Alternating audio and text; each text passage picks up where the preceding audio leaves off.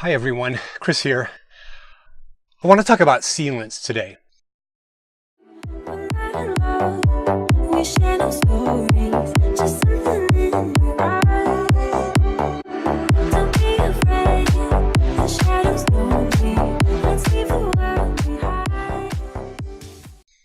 I've been doing a little bit of work in preparation for traveling, and one of the first things that I began to do once I got my RV was to look at the water tightness.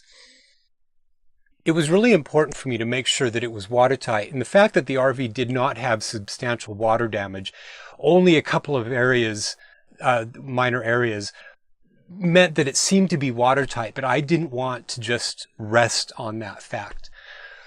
So I did some research, and a few products kept coming up that I want to talk about, and I used a series of them, and I'm going to talk about my experience with them. Those three products are ProFlex RV, and there are actually two sub-products in there that I'm going to talk about that I used. One of them is Sikaflex 715, and then the other is a Dicor product. I used Dicor Non-Sag, non-self-leveling, because I was putting it on the sides primarily. Now, on my solar setup, the installation used the regular semi-self-leveling, or the self-leveling version of it, and it works great. When I got the products, we were going into winter, and I went into this big RV trailer supply place in Salt Lake, and they happened to have been out of the Dicor product. And I was so new to this that I thought, okay, well, maybe the other products that they carried, which was the Sikaflex 715 and the ProFlex RV products, I got those, and those were my starting point.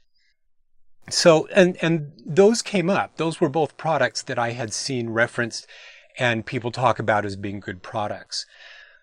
So I want to talk about these in terms of sort of best to not best, if you want to put it that way. The best, it turns out, is, in my opinion, is the Dicor product. Right underneath that is the ProFlex RV, and then underneath that is the Sikaflex. So I want to talk about specifically, let's start talking about the Sikaflex. The Sikaflex is probably the one that's the most elastic. And they all have this property where they tend to level into what you put them into, but they're not so they don't level so much that they're like a self-leveling type of sealant. And the Sikaflex I used on the top of some of the windows, and I used in a couple other places, but I was so new, I really didn't know kind of what the properties were. It's one thing to hear people talk about them, and it's another thing to actually start using them and to experiment to know how they're going to hold up over time, etc. So here are a couple of things that I learned. Over time, I've ended up removing the Sikaflex in a bunch of places because I didn't feel that it was holding up. And I actually shot some video footage, and I'm going to talk about this, where I was removing some of the Sikaflex, and I could actually remove it with my finger. And I ended up finding that I had to put more of it on to keep it sealed in a few places. It didn't seem like it was as robust as I thought it would be. The ProFlex RV is a clear type of sealant, and it forms kind of like a polymer, a clear polymer.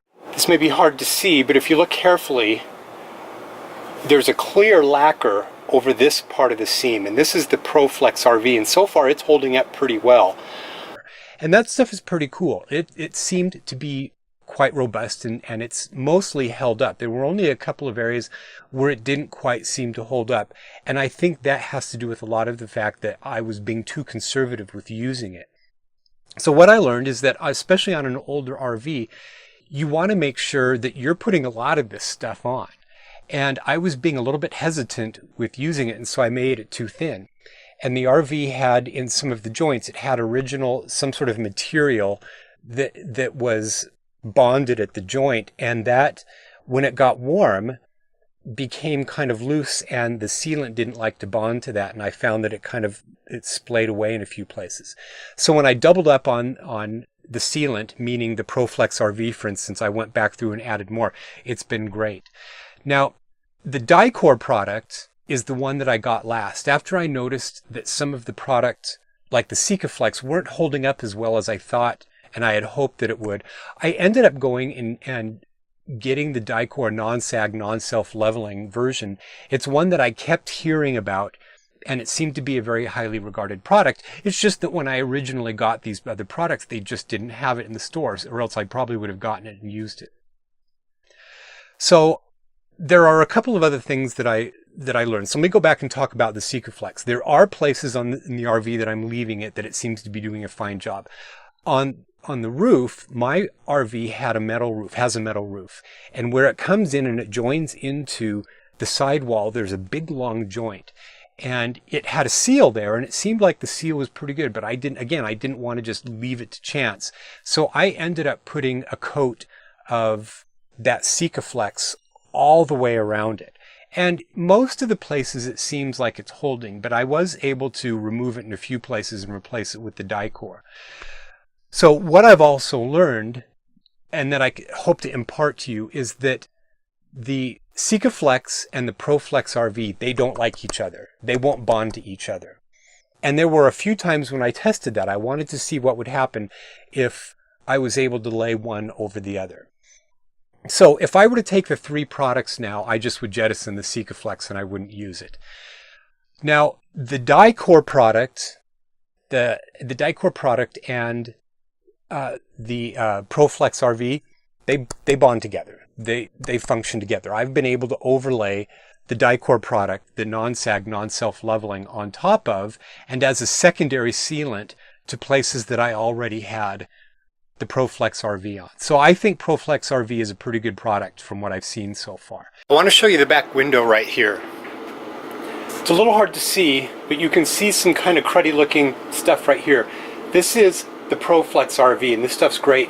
This was the one area in the RV after the first rain that I noticed a little bit of water leaking into the interior windowsill.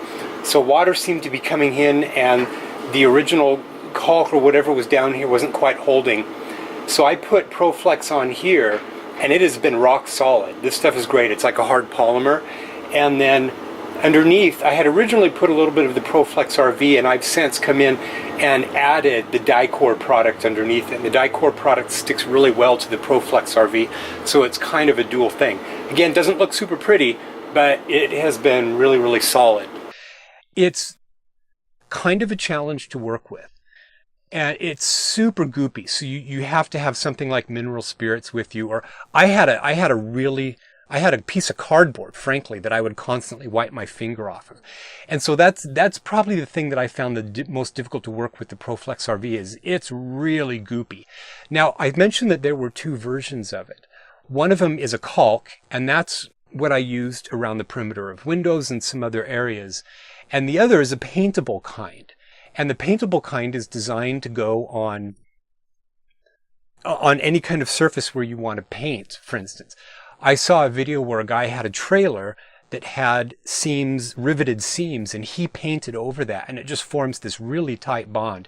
So what I did on the roof when I originally got the RV was the ceilings that had been on the roof seemed fairly recent. Like I could tell older sealant had been removed and it had been sanded down, the metal had been sanded down, and more precise sealant had been put on of some kind.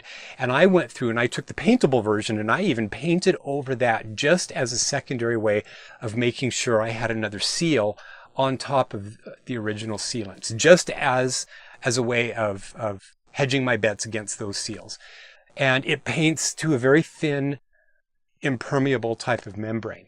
Okay, so, but along the sides of walls and seams, the ProFlex RV is great. But the one that I've really ended up liking is, in fact, that Dicor non-self-leveling, non-sag. So just today, I ended up removing some of the Sikaflex and replacing it with the Dicor. Okay, now I'm ready to apply the Dicor product. I'm just going to start up here. I'm going to overlap onto the area that already has ProFlex, and I'm just going to put a solid line of this stuff coming down. And as I get down further, I'm going to actually push the bulkhead in a little bit so that this stuff will go deep inside and form a kind of seal. So now I'm going to take it and I know, again, not pretty, but I think that will help to form a new, better bond. Product. It seems to have a kind of an elastic nature to it. And there's some property to it that's really difficult to remove. And so it seems to me like it has the best chance over time of really holding up. So anyway, I just wanted to do a video where I imparted some of this knowledge